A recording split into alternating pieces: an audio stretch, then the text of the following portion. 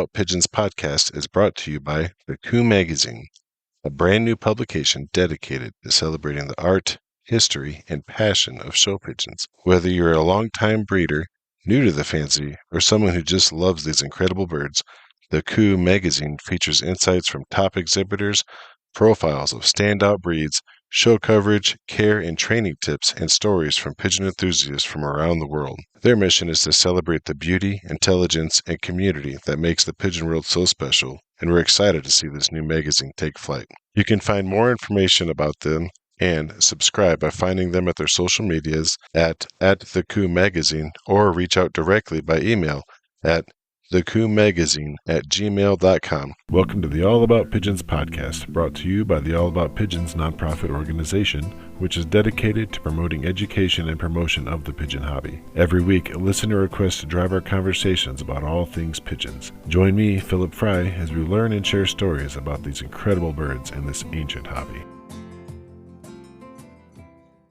Today we're going to be talking all about illustrating pigeons with Gary Romig, the one who illustrated a lot of the images that you would see in the National Pigeon Association's Book of Standards. So Gary, thanks so much for coming on and talking with us today. Hi, Philip. Thanks for having me. So before we get into the meat and potatoes of this, can you kind of give us a background with you and pigeons? I started with pigeons at about age 14.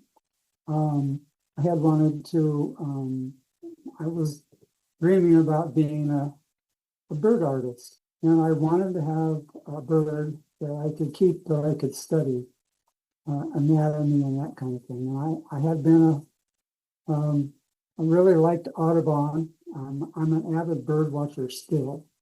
So a friend of mine suggested that maybe I could get pigeons.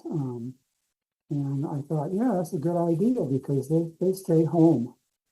I didn't, and so my friend, he had permission to have pigeons in his yard, and I couldn't get it to my yard from my parents. So we built a box and we got a pair of pigeons, and I looked at those things and I couldn't keep my eyes off of them. I just was totally fascinated with their every move. Anyway, so I went to the library in Claremont, California, where I grew up, and I found a book called The Pigeon by Levi. So I checked that out, and wow, I was just amazed.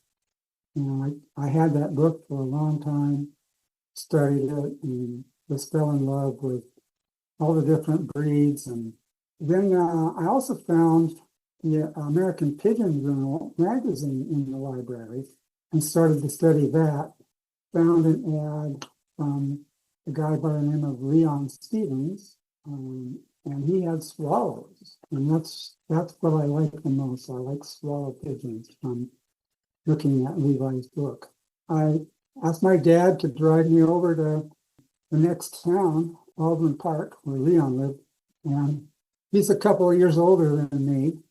And he had a backyard full of swallows and other pigeons, and boy, I was really taken with that. So I ended up getting some swallows, and I had them for several years until I got drafted.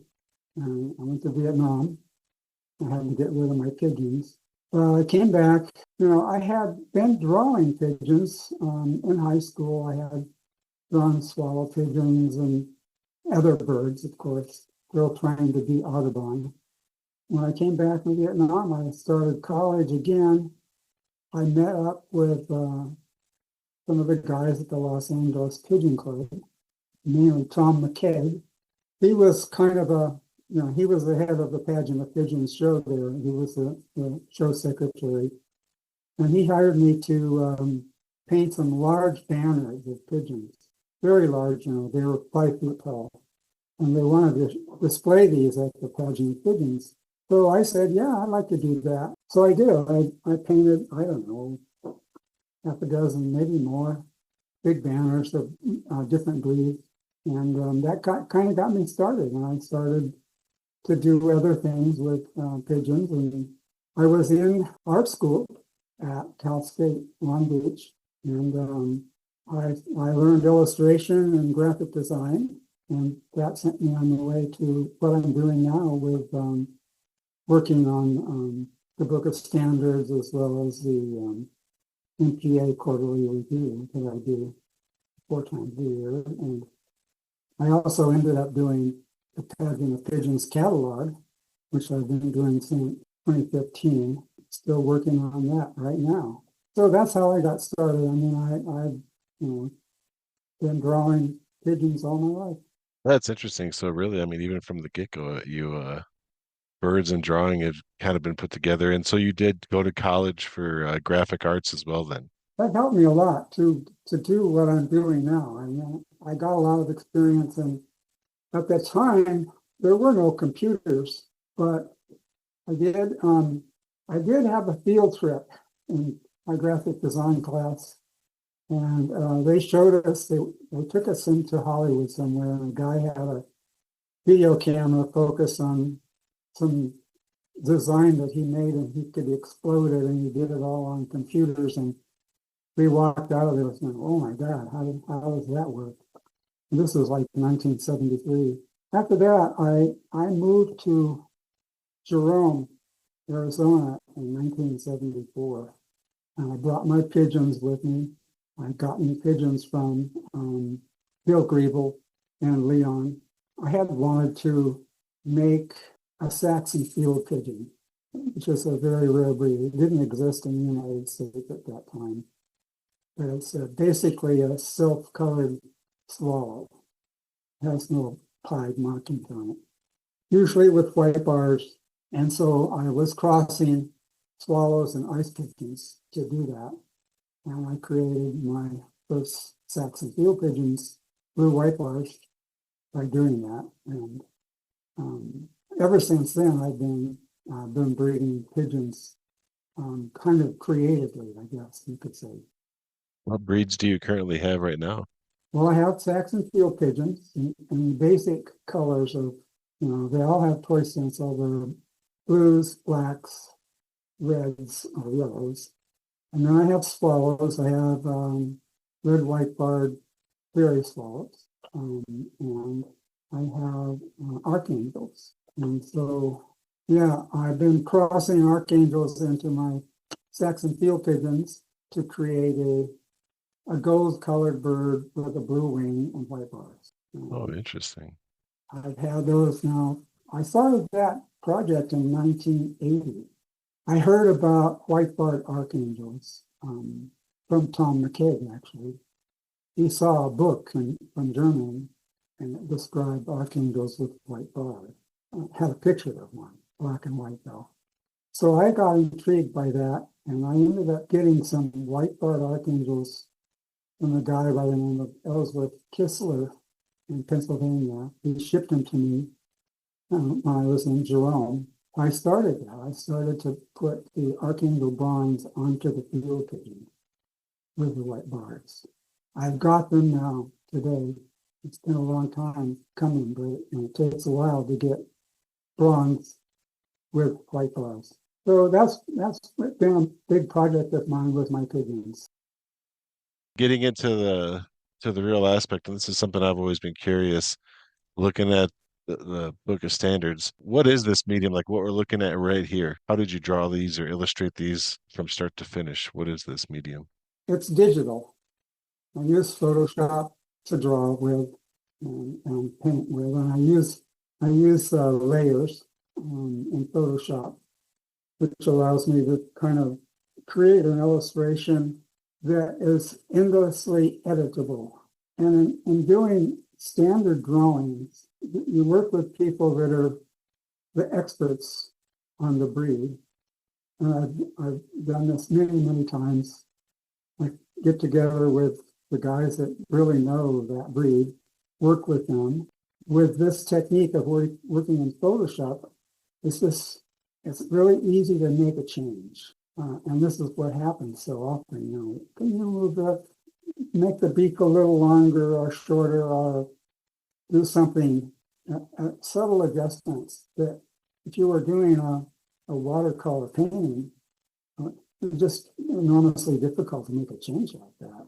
So that's why I got into doing it, because I was thinking that I would be doing standard drawing, and I wanted to be able to change them easily as people requested, and that's how I developed it.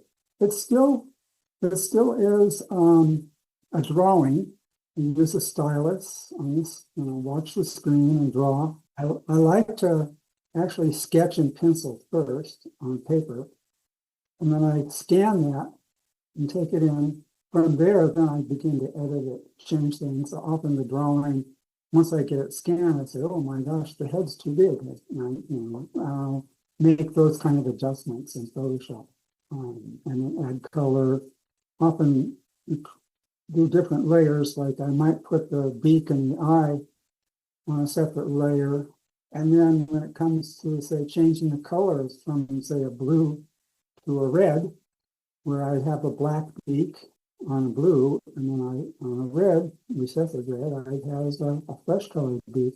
So the beak would be separate, and I could easily change the color of it, even though I finished the drawing of it. So that's why I did that. When it's coming to a breed that, let's say, you're not really entirely familiar with, are you going off of like some of the champion winners pictures mixed with descriptions from some of these like master breeders, I'm assuming, or maybe the specialty clubs of that breed, and then kind of going back and forth with them, or what's that process like? It is, like I have an example. Several of the breeds in the Book of Standards I've never even seen before. There was one that's Budapest, muffed Budapest tumbler. It's completely different from the other kind of Budapest, the short-faced Budapest. This is a long-faced bird, and I've just never even seen it before. But there are photographs I found in, there's an encyclopedia of pigeon breeds that came out of Germany. I had a chance to buy that book when I was in Berlin many years ago. And it has a lot of pictures of these obscure tumbler type breeds of Europe. So I had pictures of this bird when I looked it up. So I used those. They weren't exactly like a standard drawing. No, they never are. They're just photographs that you have to kind of interpret it a little bit. So I ended up doing that breed kind of blind, but I had enough information that I could infer how it actually looked. Also, the description was written in there, and I didn't have to deal with that. It was already there. They have a peculiar little angle in their head, which is described in the description. And I could see it somewhat in the photographs that I found. So yeah, sometimes you have to do it that way. And there's really nobody to say, "Hey, you got it all wrong." It's such an obscure breed that you can't be critical of it, really. Has there ever been any single breed in particular that's been more challenging than all the others? Throwbacks are pretty tough to draw. To draw that on the back is tough. To get it right. I've done it many, many times. Gotten a little bit better at doing it each time. I know Tom McCaig was a great throwback breeder. He was always asking me to do those. And early on, this was before purebred pigeon had even started.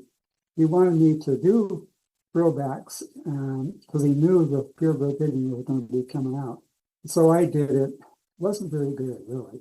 But I've redone throwbacks many times and gotten better and better and better at it. And the ones that appear in the book now are pretty good, I think. So yeah, those are tough. And it's interesting too, because you're not just illustrating a pigeon, you're illustrating the perfect version of that breed too. I had occasion to do the American Giant Homer a few years ago. A guy called me up and said, "Gary, we want to redo the standard for the American Giant Homer." And he had seen some of my artwork somewhere, I guess. And his name was Alan Gorby, and he's a breeder of American Giant Homers. And He was actually an art director for a magazine. I'm not sure which one, but he was really, really good to work with. I think that was my greatest success as far as developing my technique. He really helped me out, and he knew all the other people, the top breeders of American giant homers. You can see that drawing that I did in all the NPA quarterlies. I do a big ad for American giant homers, and there's one of my main drawing in there. So yeah, that drawing I think is pretty successful, and the breed is, it's done like an isometric, it's a side view, a top view, and a front view, and they've all got to be working together, lined up. It's like an isometric, engineering drawing. I don't really care for that technique as a standard drawing, but this one came out pretty good. I think being coached by Alan really helped me out. After doing that one, I started to do more. I did the Chinese owl standard, and that involved four views, front, top, and three-quarter view inside. And I ended up doing all the colors of Chinese owls too, just recently in the last couple of years. That's how I like to work. I mean, when you get to speak with the top breeders and the experts, and they can criticize, and I can make changes in the drawings, send those drawings back to them via email, and they can ask for changes, and I can do them, and that's how it works. Kind of changes have you noticed with how pigeons are being depicted or just illustrated over time from, some of the collectible artwork to today? Oh yeah, yeah.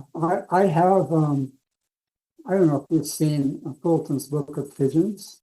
I got a copy of that many years ago, fortunate enough to get one in a trade for artwork. I love seeing those old drawings. Sure, they're quite different.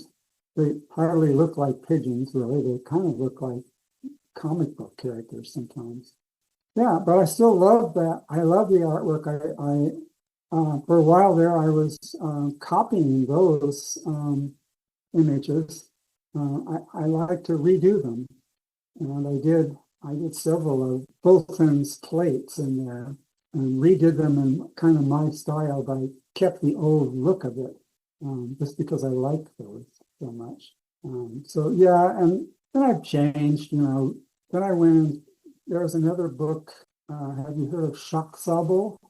It's a European German book. It's a beautiful book, and Schacksabel had all the plates done by an artist. I don't remember his name right now.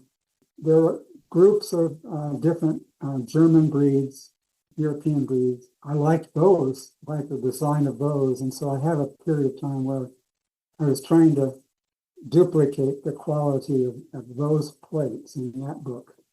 And then I started to develop my own kind of a technique, and one there was to photograph scenes and then put the pigeons into the scene. I'm trying to make that work, and so I did a lot of them like that. So, I mean, it sounds like you collect books. I mean, I'm guessing do you collect the pigeon artwork as well? A little bit, yeah, Okay. but they ended up. What I collected was plates from the British Pigeon magazine. I just have a couple of those. I do like the books. Schacksabel and Fulton's book. There's the German book. I don't have that one. That one's far too expensive for me. Yeah, I do have a few books. Yeah, and they come in handy when I'm doing drawing. Yeah. So, do you ever have any? Do you work with other mediums like side projects that you're doing with painting or sketching on the side, outside of working with NPA projects? I do occasionally, yeah. But I haven't done much lately. So busy with the pageant catalog and then the NPA show report as well as the quarterly. And I also am a member of the Swallow Club, and I do their bulletin. So yeah, I've been so busy with all that stuff lately. I actually I was part of a cooperative gallery here in Patagonia for many years, and I had my bird art in there. I've done a lot of wild birds, tanagers, and just all kinds of birds that I love. Um, and I have a website, artofpigeons.com, and also Art of Birds. That's a good way to see what I do. With the most recent book of standards, they added in some of the Middle Eastern breeds, I believe was some of the new additions. Yeah. There's still a lot of, obviously, I think there's 200 and some breeds. There's still some more breeds that could be added in right now. So if it's already a NPA recognized breed, but it's just, let's say it's a rare breed that's not in the book of standards because of its obscurity, basically. How would they go about getting that set up with you? Well, yeah, you could contact me. I'm actually on the board for the standard committee. And I think basically what you do is you can show a breed in the rare breeds pigeon club for a few years, and you could try to have a club. I mean, I mean, I'm actually doing this right now. There's no club, but I have a new breed that I would like to get going. I think it really takes a club, two people probably, and then you can start showing that breed at the national in the rare breeds.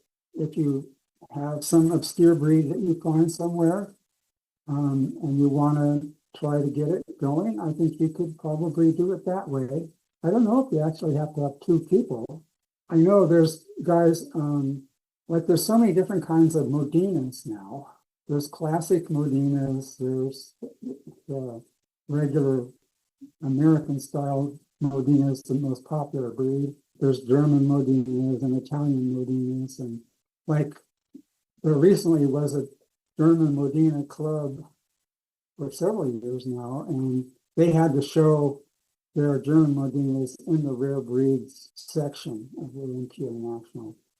And then once they've established a number of years of doing it that way, then now they have their own club, the German Modena Club, and they can show them as a breed at the national, separate from rare. Yeah. Yeah, the Rare Breeds Club is a great launching point to get some of those obscure breeds on their Yeah. feet with their own clubs and stuff like that. What advice would you give to someone who kind of has a passion like you do and wants to get into illustrating pigeons or birds in general in a professional way? What advice would you give someone? Well, you have to really have a passion for birds. Go into it. Get the training. If you can go to art school, that's really helpful. Persevere with it. You know, I never really thought that I would make this a career like it is. I mean, I've had plenty of jobs. I've worked for newspapers, and I had an advertising agency for a while. It's all the kind of things you can do when you have these skills of graphic design. And the computer came along at just the right time for me.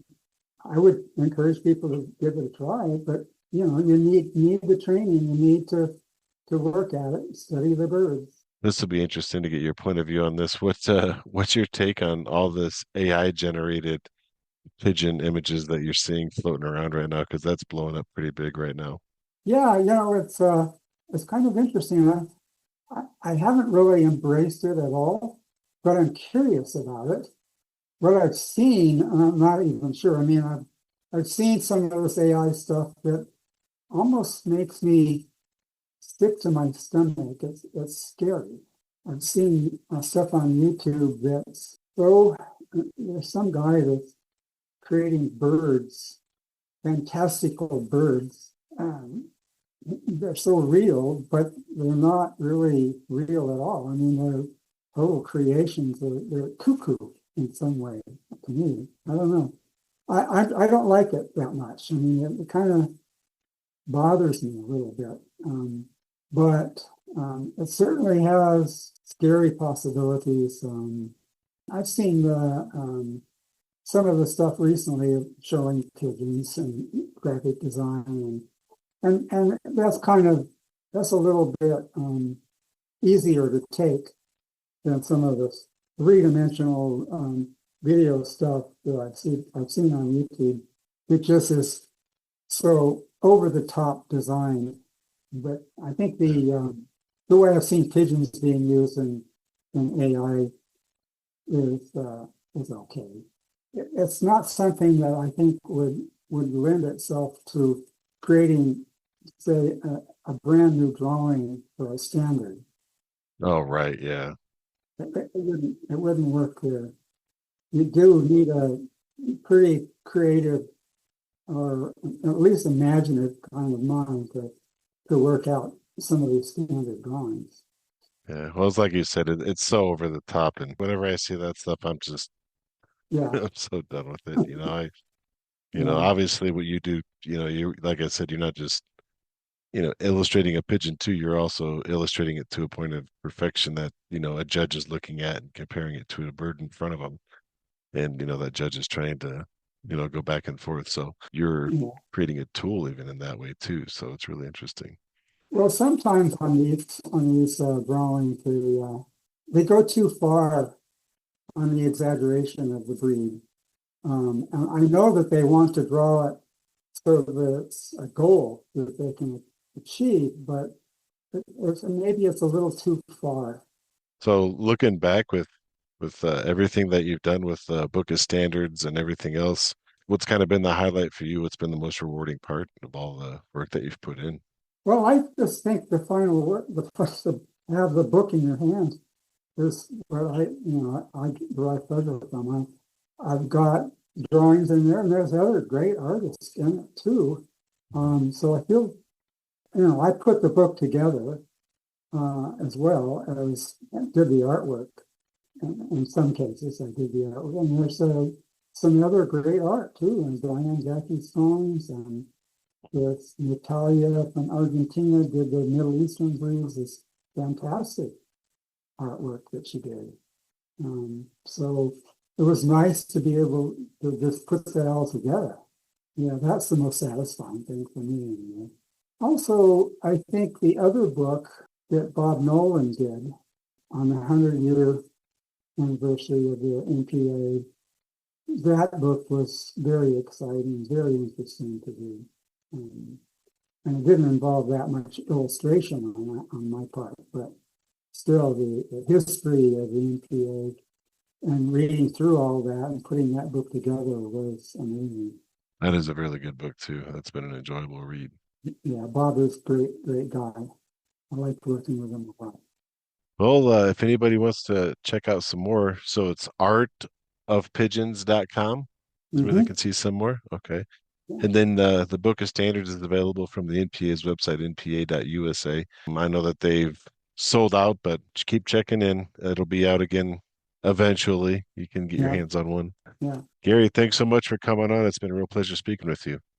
Well, thank you for having me. About Pigeons podcast is brought to you by the Coup Magazine, a brand new publication dedicated to celebrating the art, history, and passion of show pigeons. Whether you're a longtime breeder, new to the fancy, or someone who just loves these incredible birds, the Coup Magazine features insights from top exhibitors, profiles of standout breeds, show coverage, care and training tips, and stories from pigeon enthusiasts from around the world. Their mission is to celebrate the beauty, intelligence, and community that makes the pigeon world so special, and we're excited to see this new magazine take flight. You can find more information about them and subscribe by finding them at their social medias at the Coup Magazine, or reach out directly by email at thecoupmagazine@gmail.com. Thank you for listening to another ad-free, listener-requested episode of the All About Pigeons podcast. If you like the show and want to help it keep it going, as well as supporting your other pigeon promotional work, head to the website PigeonPod, that's pigeonpod.com. You can make a donation there. If you can't make a donation today, support the show by giving us a good 5-star review wherever you're listening to us at right now. That really helps the podcast and helps the algorithm get us out there to other people who might not know about Pigeon Podcast. If you have any episode requests, upcoming pigeon shows, competition results, or you want to be a guest on the show and just talk about some pigeons, or you have a shout out for a friend, shoot us an email at staff@pigeonpod.com. Thanks again for listening. We really appreciate your support. And remember, together the hobby thrives. Support each other and enjoy your pigeons.